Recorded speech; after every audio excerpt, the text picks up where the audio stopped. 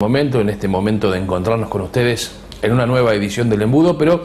como nosotros tenemos de costumbre, no interrumpimos nunca nuestra transmisión, digamos, salvo alguna cuestión de fuerza mayor, pero estamos en el aire todas las semanas, vamos a seguir estando durante el verano también, durante todos los domingos, para contarle lo más importante que vaya sucediendo en materia política en la República Argentina y en la provincia de Buenos Aires. Los calendarios, el almanaque, en este caso coinciden en que nuestra emisión de este domingo a la noche sea justamente en este día 24 de diciembre, a pocas horas de ingresar en la Navidad, y ya seguramente con muchos de ustedes en sus casas, reuniéndose con su familia, empezando la celebración de la Nochebuena y por supuesto esperando, como les decía recién, dentro de un rato,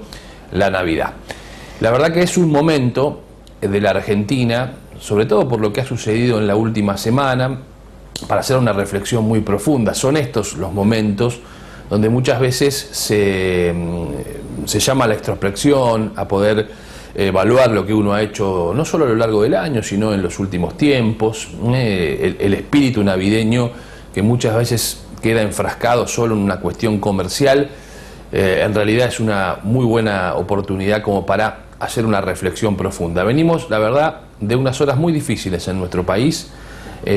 tan difíciles que el lunes pasado algunos creían que podíamos volver a escenas como la del 2001, donde el 19 y 20 de diciembre, quien no lo recuerda, algunos más, otros menos, quizás los más pequeños que nos puedan estar mirando, los más jóvenes no tienen la real dimensión de lo que pasó en aquel momento, cuando justamente en una crisis muy profunda de la Argentina, desde el punto de vista económico, social, de representación partidaria, se produce aquel episodio del 19 y 20 de diciembre que terminó con muertos en nuestro país, en protestas en la Plaza de Mayo, con la salida, la renuncia del presidente de aquel entonces, Fernando de la Rúa, que se termina yendo en helicóptero. Esa imagen del helicóptero saliendo de la terraza de la Casa Rosada es la que todavía en nuestro país algunos sectores quieren replicar. Y no ahora, porque la verdad este tema del helicóptero lo hemos visto en otras protestas que han encabezado sectores de la izquierda y sobre todo sectores vinculados al cristinismo, al kirchnerismo, a ese kirchnerismo, les diría ya casi irracional en algunos aspectos. Lo que vimos esta semana, sobre todo el día lunes, fue para muchos el comienzo de un proceso similar a lo que fue o a lo que sucedió en el 2001. Nosotros durante la semana lo hemos contado en diversas notas en nuestro sitio de internet, en el embudo.tv, también en las notas que nos publican gentilmente otros portales, como el caso de Urgente 24, donde la verdad no hay una situación similar, y sobre todo no hay una situación similar, o no lo hubo por lo menos hasta ahora una situación similar, como consecuencia de que el conurbano bonaerense, epicentro en otros años de conflicto mucho más complejos, sobre todo en aquel 2001, no tiene ese mismo caldo de cultivo, no tiene esa misma situación, no tiene ese mismo concepto de lo que sucedió en aquel entonces, porque si bien hay mucha gente que está pasando momentos complicados, duros desde el punto de vista económico, la situación social no es exactamente la misma. ¿Es difícil? Sí, es muy difícil. Yo recuerdo hace unos días atrás, en un programa del Embudo, vamos a ver si después lo podemos repetir, el intendente de José Cepaz, Mario Illi, conversando con nosotros, dijo: estamos haciendo todo lo posible porque la gente no tiene para comer, está muy complicada, no llega, va a tener unas fiestas difíciles y complicadas, pero los municipios, en este caso el intendente, está poniendo todo de sí para poder sortear esa situación y por lo menos, digamos, llevar algún tipo de alivio. En estas últimas horas hemos visto que muchos intendentes están haciendo eso, es decir, son la primera barrera de contención para frenar justamente la necesidad social y el desborde social. Por eso no veo un paralelismo similar, como algunos pretendieron ubicar, del diciembre del 2001 al diciembre del 2017. Que hay sectores, sí, que quieren que al gobierno le vaya mal y que si al gobierno le va mal se vaya antes de tiempo, la verdad los hay. Y quizás sean esos sectores los que hoy están muy complicados judicialmente y saben que si no hay un sacudón fuerte en la Argentina con una crisis política y social, difícilmente puedan sortear la justicia. Esta semana volvimos a tener noticias muy fuertes desde el ámbito judicial, muy fuertes desde el ámbito judicial. Estuvo el día martes la detención de los empresarios Cristóbal López y Fabián de Sousa, titulares, caras visibles del grupo Indalo, que sobre todo en este caso y por la causa en la cual están detenidos, está vinculado a una evasión impositiva de 8.000 millones de pesos de retención al impuesto a los combustibles. Se lo simplifico. Cuando cualquiera de nosotros va a la estación de servicio a cargar nafta, cada litro de combustible que uno llena en su tanque tiene un precio. De ese precio hay un porcentaje muy alto que son impuestos, que solo la estación de servicio o la empresa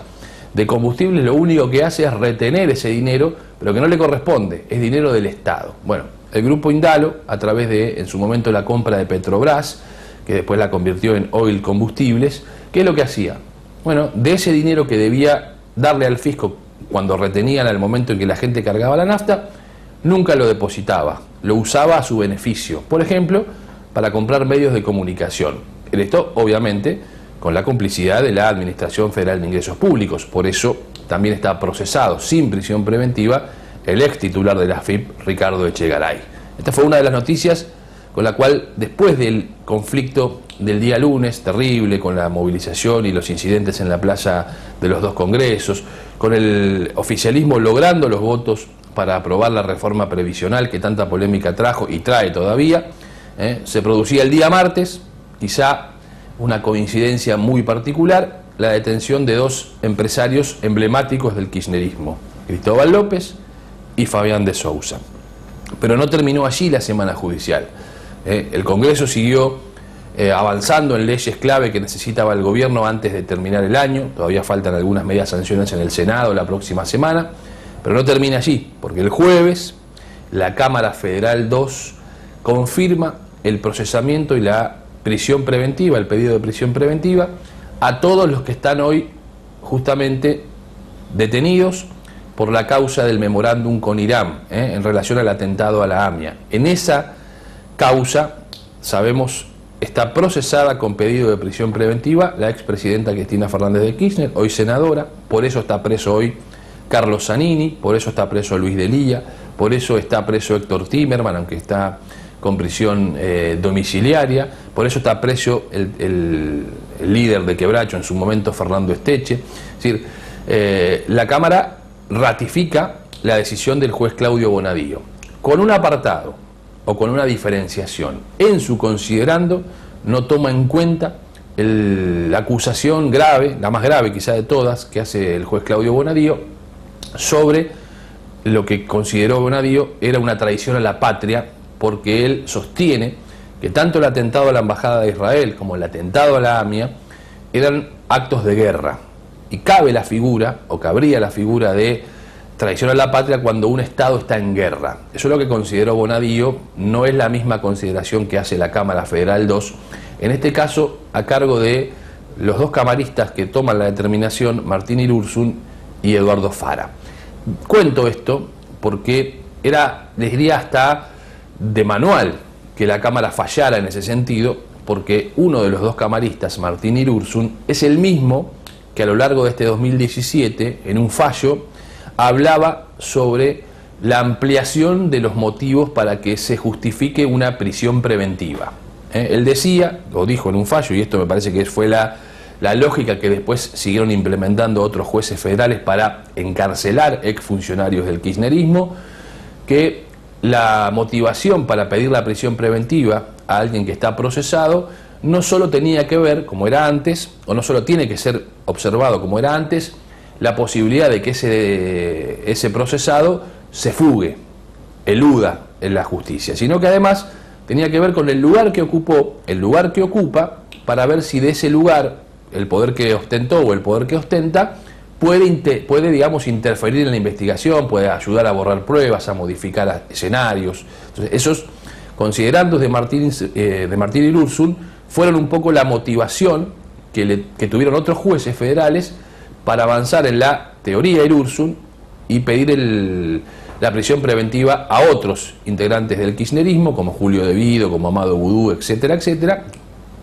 como el caso también de Roberto Barata, el ex mano derecha de Julio De Vido, y también la determinación de Bonadío en este sentido en la causa por el memorándum con Irán. Obviamente las miradas estarán puestas en la figura de la expresidenta Cristina Fernández de Kirchner, a la cual se le complica seriamente su frente judicial, pero tiene fueros. O sea, la Cámara de Senadores ahora deberá tomar la determinación de avanzar en la creación de la Comisión de Juicio Político y pedir el desafuero, o estudiar el desafuero que pide la justicia y después evaluar si están los votos para aprobarlo o no. Si uno se guía por lo que ha dicho en su momento Miguel Pichetto, el titular de la bancada del peronismo en el Senado, que es, después de Cambiemos, la más numerosa y que es clave a la hora de poder avanzar o no en muchísimas iniciativas, entre ellas el tema del desafuero a Cristina Fernández de Kirchner. Si uno se atiene a lo que ha dicho hasta aquí, siempre que le preguntaron a Miguel Pichetto, él sostiene que para que haya un desafuero de un senador, considera que debe haber una sentencia firme de la justicia. ¿Qué significa esto? Primero debe ser condenado,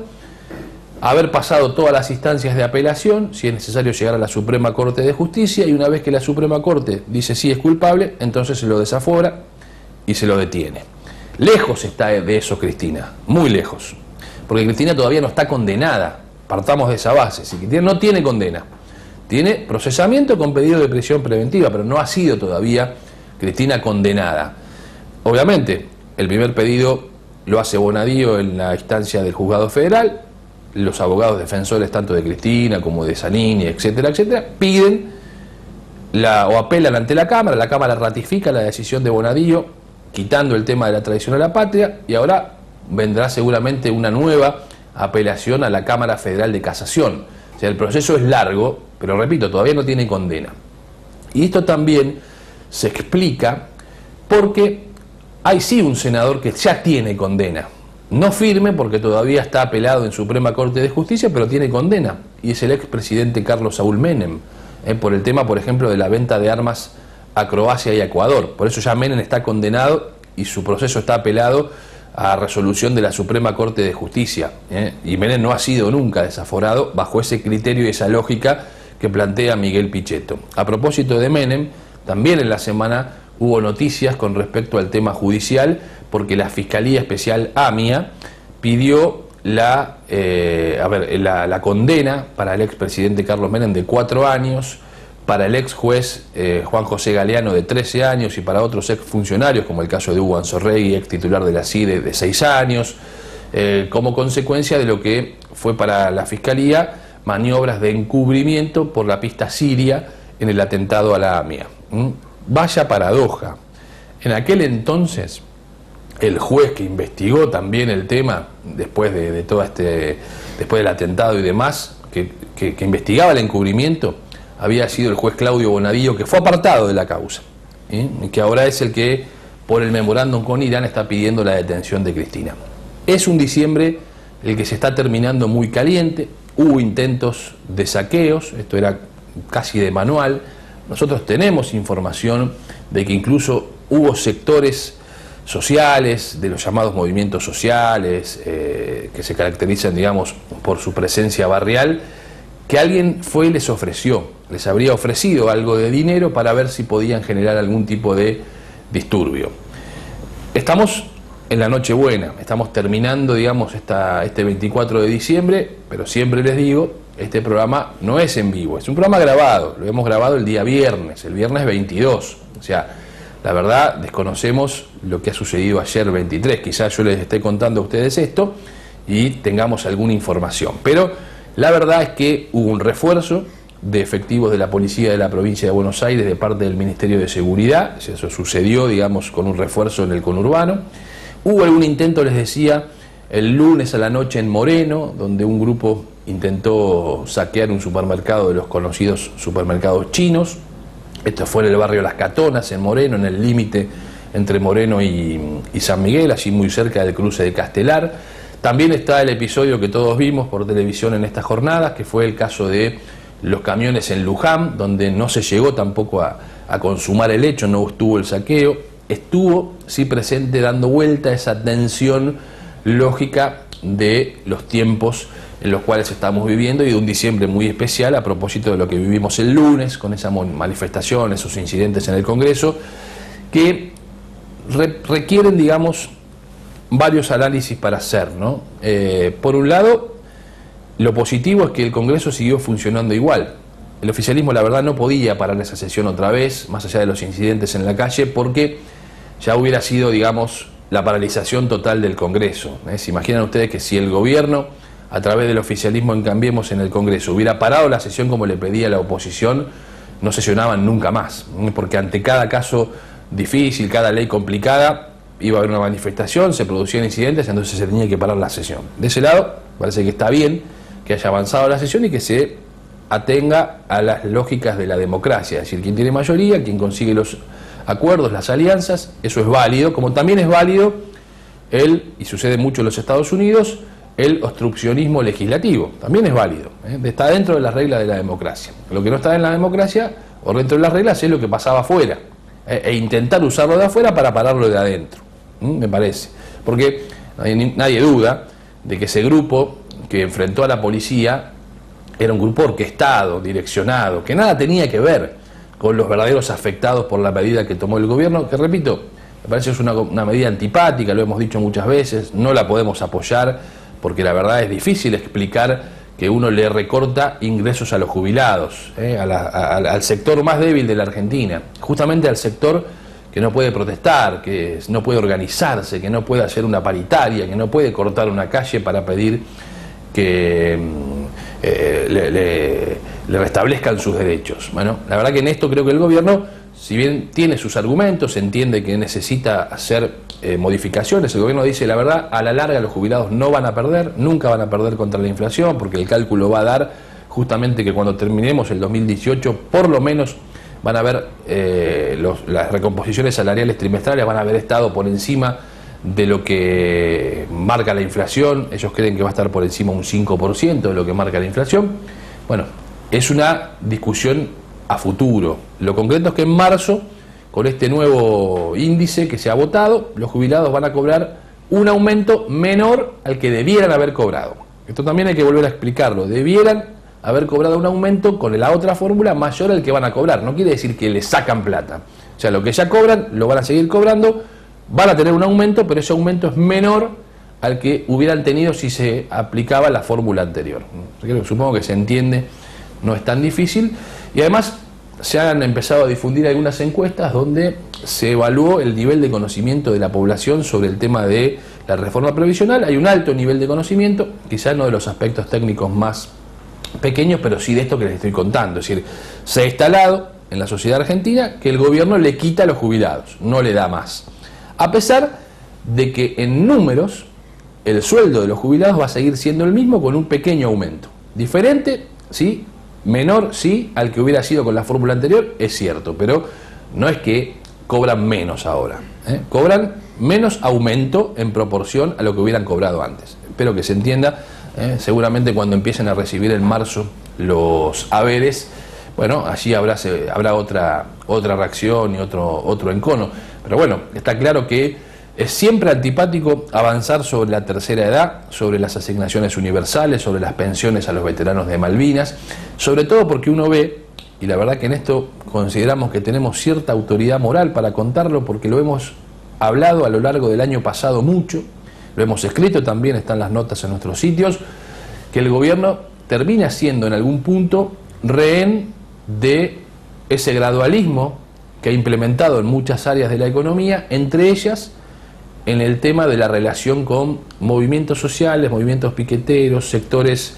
como la corriente que conduce Grabois, de trabajadores desocupados de la economía social, que piden planes sociales, el gobierno le da más planes sociales, sostienen esos planes sociales y son ellos los que después amenazan con generar conflictividad social. No es un invento, Grabois lo dijo, se va a complicar y va a ser peor la situación todavía en la calle. Recordemos que Grabois es un hombre al cual se lo vincula con mucha cercanía al Papa Francisco. ¿Cierto o no? En realidad la familia Grabois también tenía en su momento alguna participación en sectores de la tendencia revolucionaria, montoneros, en la década del 70. Así que la situación de la Argentina es una situación compleja.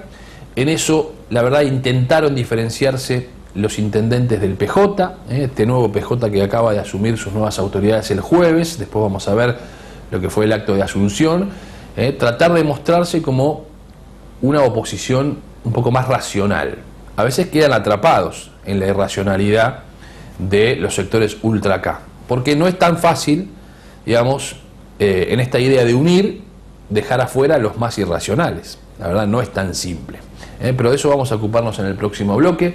Les propongo que hagamos la primera pausa comercial. Enseguida nos vamos a meter justamente en el acto donde se puso en marcha la nueva conformación del Partido Justicialista de la provincia de Buenos Aires. Esto fue el jueves. El domingo pasado hubo elecciones internas, elecciones más que nada a nivel provincial simbólicas, porque no había competencia, había una lista de unidad que encabeza Gustavo Menéndez, que finalmente asumió como nuevo presidente del PJ, Fernando Grey vicepresidente. Y quizá uno de los datos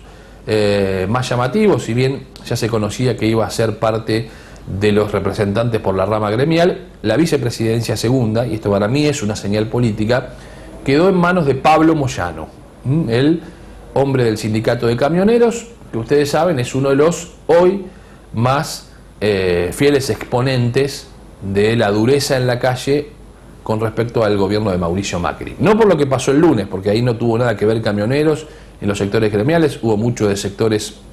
vinculados a la izquierda, quizá algún infiltrado, como después se vio, había un efectivo de la bonaerense que estaba tirando piedras a la propia policía de la ciudad. Bueno, fue obviamente echado de la policía de la provincia de Buenos Aires cuando se comprobó. También hubo algún caso aislado de funcionarios de municipios, ¿no? Hay una señora que se llama Claudia Ledesma, que fue detenida por la policía de la ciudad y que es funcionaria de la Municipalidad de Malvinas Argentina, que ya había tenido algunos inconvenientes en otros años. Pero bueno, son casos, digamos, aislados de lo que ha sucedido el día lunes pasado en